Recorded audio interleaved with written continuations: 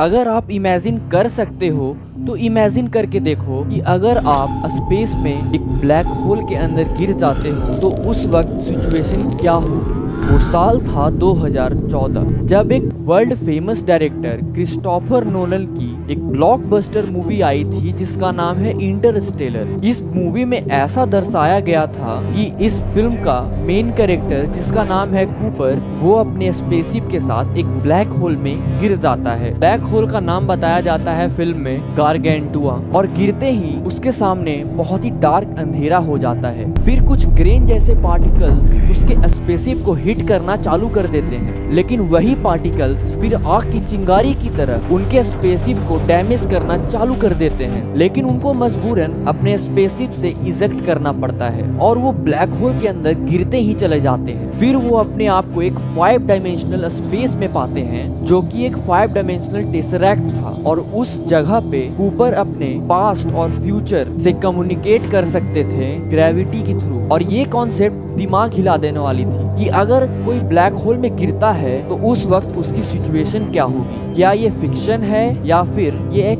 Actual science है। हम लोग इस वीडियो में इसी चीज के बारे में बात करेंगे। ये ब्लैक होल शब्द कोई ज्यादा पुराना नहीं है। आज से 100 साल पहले ब्लैक होल के बारे में कोई जानता तक नहीं था, लेकिन जब आइंस्टाइन ने थ्योरी ऑफ रिलेटिविटी को प्रपोज किया तब वहां से ब्लैक होल की डिस्कवरी हुई। द थ्योरी ऑफ रिलेटिविटी के 2 पार्ट्स हैं। पहला है the special theory of relativity और general theory of relativity. The special theory of relativity को आइंस्टाइन ने सन 1905 को पब्लिकली प्रपोज किया, और उसमें ये था कि स्पीड कैसे टाइम को इन्फ्लुएंस करता है। यानी कि अगर आप कोई एक ऐसी स्पेसशिप पे बैठे हुए हो जिसका स्पीड बहुत बहुत फास्ट है, तो उस स्पेसशिप पे बैठे हुए लोगों के लिए वो टाइम स्लो हो जाएगा। लेकिन as compare to those people who are on the earth, यानी कि जो लोग धरती पे बैठे हुए हैं उनके लिए तो टाइम नॉर्मली चल रहा होगा, लेकिन स्पेसशिप पे बैठे हुए लोगों के लिए टाइम स्लो चल रहा होगा। लेकिन ये रिलेटिव वर्ड बहुत ही इम्पोर्टेंट है, क्योंकि जब आप स्पेसशिप पे बैठे हुए होगे तो आपको ये फील नहीं होगा कि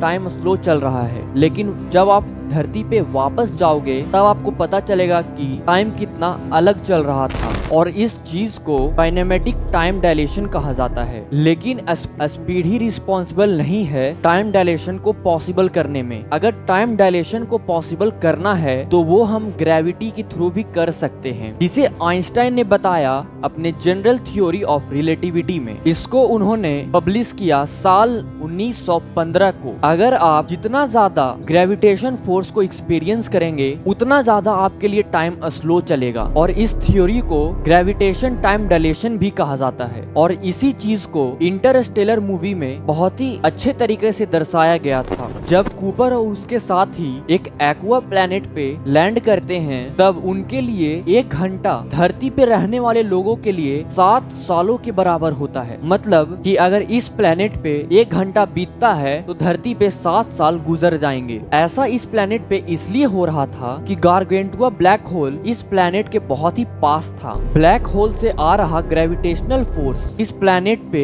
इम्पैक्ट डाल रहा था। आइंस्टाइन ने इसको विजुलाइज करने के लिए कहा था कि एक स्पेस टाइम का फैब्रिक इमेजिन करो जिसपे सारे प्लेनेटरी ऑब्जेक्ट रखे हुए हैं। जितना ज्यादा उसका मास है उतना ही ज्यादा वो इस स्पेस मेश को बेंड कर रहे हैं, और जब ये मेश बेंड हो रहा है ना सिर्फ इससे फिजिकल ऑब्जेक्ट अट्रैक्ट हो रहे हैं, इससे टाइम डायलेशन भी पॉसिबल हो रहा है। और बाकी फॉर्म्स ऑफ एनर्जी है जैसे कि साउंड, हीट और लाइट, उन सब पर भी ग्रेविटेशन का असर पड़ता है। ये एक और कंक्लूजन था जो आइंस्टाइन ने निकाला था। ग्रेविटी से ऑलमोस्ट हर चीज पर असर पड़ता है। मतलब कि स्पेस में कोई ऐसा भी ऑब्जेक्ट होगा जिसका मास इतना ज्यादा होगा कि वो लाइट को भी अपने अंदर ऑब्जर्व कर ले। अगर वो लाइट को ऑब्जर्व करता है तो इसका मतलब होगा कि वो ऑब्जेक्ट पूरी तरह से एक ब्लैक होगी, और एग्जैक्टली यही ब्लैक ऑब्जेक्ट होते हैं ब्लैक होल्स। और यहाँ पे एक इंटरेस्टिंग फन फैक्ट भी है। आइंस्टाइन की थ्योरी ऑफ रिलेटिविटी में ये भी था कि लाइट की स्पीड ग्रेविटी के इन्फ्लुएंस को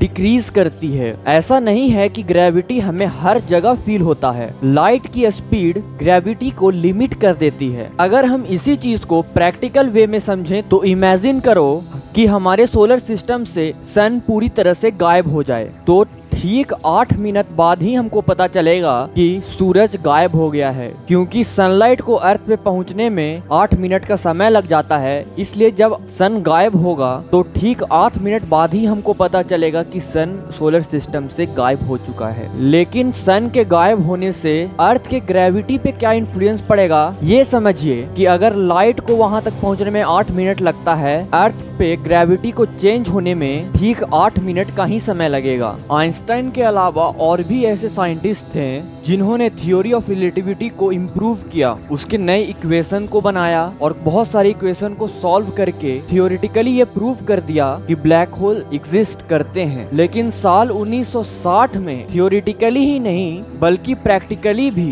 ब्लैक होल्स हो सकते हैं, ये प्रूव्ड हो गया। ब्लैक होल शब्द को सबसे पहले यूज किया था एक मैगजीन ने, जो कि पब्लिश हुई थी 1964 में। लेकिन ये टर्म 1967 के बाद ही पॉपुलर होना चालू हुआ, जब एक फिजिस्ट जॉन व्हीलर ने पॉपुलराइज किया। अब ये ब्लैक होल जो है वो स्टार से बनते हैं और इस ब्लैक होल के सेंटर में कुछ ना कुछ मटेरियल जरूर है। अब स्टार में क्या होता है, जैसे कि हमारा सन भी एक स्टार ही है, उनके बीच में न्यूक्लियर फ्यूजन रिएक्शन होते रहते हैं। इन रिएक्शन की वजह से हीट और लाइट प्रोड्यूस होते रहती है और ये जो हीट प्रोड्यूस हो रही है वो बाहर की तरफ फोर्स जनरेट कर रही है और स्टार में अंदर की तरफ फोर्स आता है ग्रेविटेशन की मदद से, और इसी फ्यूजन की वजह से स्टार बहुत समय तक जिंदा रह पा रहे हैं। हर स्टार अपने पूरे जीवन भर इक्विलिब्रियम को मेंटेन करके रखता है और ये जो फ्यूजन हो रहा है वो हर समय तक नहीं हो रहा होगा। ये फ्यूजन होने के लिए भी फ्यूल की आवश्यकता होती है, लेकिन एक ना एक दिन तो ये फ्यूल खत्म ही हो जाएगा और जब ये फ्यूल खत्म होगा तो बाहर जाने वाली फोर्स वो भी खत्म हो जाएगा और अंदर आने वाली ग्रेविटेशनल फोर्स जो आ रहा होगा उसको अपोज या काउंटर करने के लिए कोई भी फोर्स नहीं रहेगा, तो ये स्टार्स अपने आप ही कोलैप्स कर जाएगा ग्रेविटी के कारण। एक्चुअली ये होने में बहुत ही लंबा टाइम लगता है और हमारे खुद के सन की लाइफ स्पैन है अराउंड 10 बिलियन ईयर्स। लेकिन कोई स्टार को अगर ब्लैक होल बनना है तो उसके मास पे भी डिपेंड करता है कि वो ब्लैक होल बनेगा या फिर नहीं। जैसे कि ये स्टार का लाइफ साइकिल का चार्ट है, जिसमें अगर कोई छोटा स्टार है तो वो इन स्टेजेस से गुजरकर वो व्हाइट ड्वार्फ में बदल जाता है, लेकिन अगर कोई मैसिव स्टार है या बड़ा स्टार है तो वो इन स्टेजेस से गुजरकर चाहे तो वो न्यूट्रॉन स्टार बनता है या फिर एक ब्लैक होल बनता है। अगर हमारे ही सोलर सिस्टम के स्टार सन की बात किया जाए कि अगर कोई उससे